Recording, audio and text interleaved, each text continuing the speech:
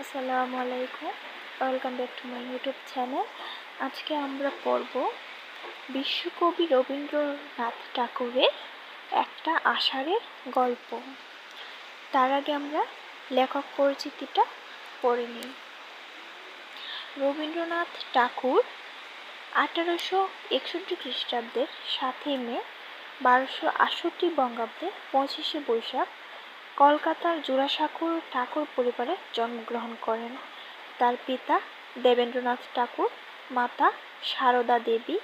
বিশ্বকবি অভিধায় সম্ভাষিত রবীন্দ্রনাথ ঠাকুর বাংলা সাহিত্যে প্রথম সার্থক ছোটগল্প রচয়িতা এবং বাংলা ছোটগল্পের শ্রেষ্ঠ শিল্পী।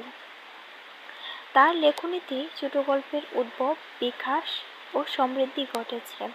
তার ছোটগল্প বিশ্ব সাহিত্যের শ্রেষ্ঠ ছোটগল্পগুলোর সমতুল্য। 1284 বঙ্গাব্দে মাত্র 16 বছর বয়সে ভিখারিণী গল্প রচনার মাধ্যমে ছোটগল্প লেখক হিসেবে তার আত্মপ্রকাশ ঘটে। এরপর থেকে জীবনের প্রায় শেষ দিন পর্যন্ত দীর্ঘ 64 বছরে তিনি অখণ্ড গল্পগুচ্ছ সংকলিত 95টি ছোটগল্প রচনা করেছেন। এর বাইরেও সে গল্পস্বল্প এবং লিপিকা গ্রন্থে তার আরও গল্প সংকলিত হয়েছে। রবীন্দ্রনাথ ঠাকুরের রচিত সর্বশেষ গল্পটির নাম মুসলমানের গল্প। এবার আসা যাক একটা আষাঢ়ের গল্পে প্রথম পর্বে। দূর সমুদ্রের মধ্যে একটা দ্বীপ, সেখানে কেবল তাসের সাহেব, তাসের বিবি, ট্যাক্কা এবং গোলামের বাস। দূরে হইতে নহলা দহলা পর্যন্ত আরও অনেক গৃহস্থ আছে, কিন্তু তাহারা উচ্চ জাতীয় নহে। ট্যাক্কা সাহেব, গোলাম এই তিনটেই প্রধান বর্ণ। নহলা দহলারা অন্তজ, তাহাদের সহিত এক পঙ্গক্তিতে বসিবার যোগ্য নহে। কিন্তু চমৎকার শৃঙ্খলা, কাহার কত মূল্য এবং মর্যাদা তাহা বহুকাল হইতে স্থির হইয়া গেছে। তার রেখামাত্র ইতস্তত হইবার জো নাই। সকলেই যথা নির্দিষ্ট মতে আপন আপন কাজ করিয়া যায়। বংশাবলম্বীক্রমে কেবল পূর্ববর্তী দিগের উপর দাগা বুলাইয়া চলে। সে যে কি কাজ, তাহা বিদেশীর পক্ষে বোঝা শক্ত।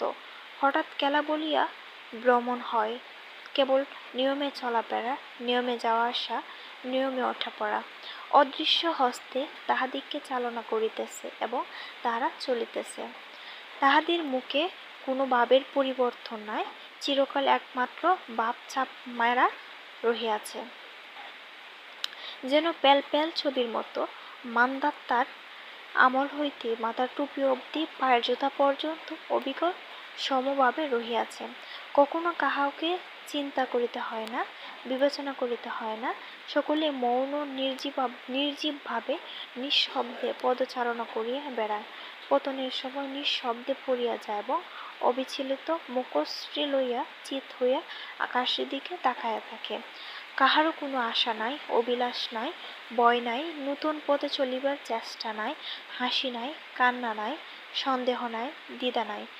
কাছার মধ্যে যেমন পাখি ছটপট করে, এই চিত্রিতবৎ মূর্তিগুলোর অন্তরে সেরূপ কোনো একটা জীবন্ত প্রাণীর অশান্ত আক্ষেপের লক্ষণ দেখা যায় না।